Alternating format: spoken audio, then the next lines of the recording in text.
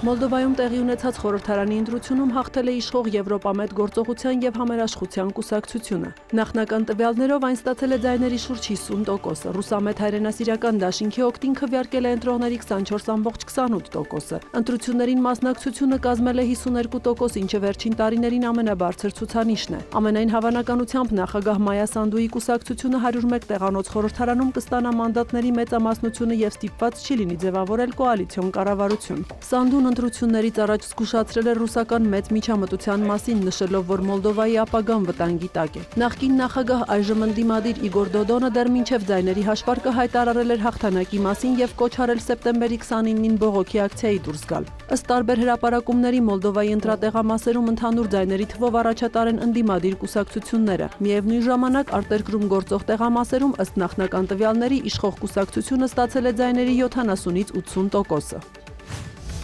Իրանի արտգործնախարարը նամակ է հղել տարբեր երկրների իր պաշտոնակիցներին, շեշտելով, որ Իրանի դեմ ՄԱԿ-ի պատժամիջոցների վերականգնման մասին ԱՄՆ-ի եւ եվրոպական երկրների պնդումները լիովին անհիմն են, անօրինական եւ անվավեր։ Աբբաս Արաղչիի խոսքով այդ պնդումները հակասում են ՄԱԿ-ի բանաձևին, որով չեղարկվել էին Իրանի դեմ ՄԱԿ-ի պատժամիջոցները։ Իրանի հետ միջուկային համաձայնագրի կնքումից 10 տարի անց սեպտեմբերի 28-ին Մեծ Բրիտանիան, Ֆրանսիան եւ Գերմանիան ակտիվացրել են պատժամիջոցների վերականգնման մեխանիզմը, Իրանին մեղադրելով միջուկային էսկալացման եւ համագործակցության պակասի համար։ Իրանն արգելել էր ատոմային էներգիայի միջազգային գործակալության տեսուչների մուտքն իր միջուկային օբյեկտներ հունիսին Իսրայելի եւ Միացյալ Նահանգների իրականացրած ռմբակոծություններից հետո։ Թեհրանը բազմիցս վստահեցրել է, որ միջուկային զենք մշակելու մտադրություն չունի։ Իրանի խորհրդարանի խոսնակը եվրոպական պետություններին նախազգուշացրել է, որ պատժամիջոցների վերականգնումը կոշտ պատասխանի կարժանանա։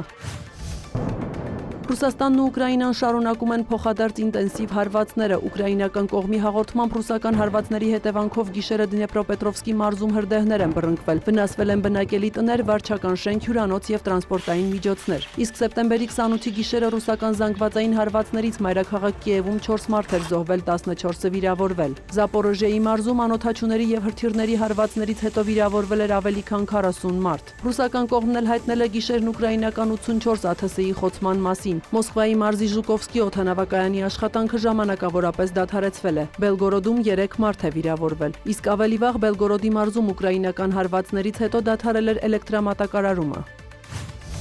Միչիգանի մորմոնական եկեղեցիներից մեկը հարձակման է ենթարկվել, որի հետևանքով առնվազն 4 մարդ զոհվել է, 8-ը վիրավորվել։ Հրաձիգը մեքենայով ներխուժել է եկեղեցի, կրակ բացել, այնուհետև հրկիզել շենքը։ Հարձակումը տեղի է ունեցել Գրանդ Բլանկ քաղաքում կիրակնօրյա պատարագի ժամանակ, որին ներկա են գտնվել հարյուրավոր մարդիկ։ 40-ամյա կասկածյալը սպանվել է ոստիկանների կողմից։ Իշխանությունները միջադեպը հետաքննում են որպես թիրախավորված բռնություն, սակայն չարագործի շարժառիթներն առայժմ անհայտ են։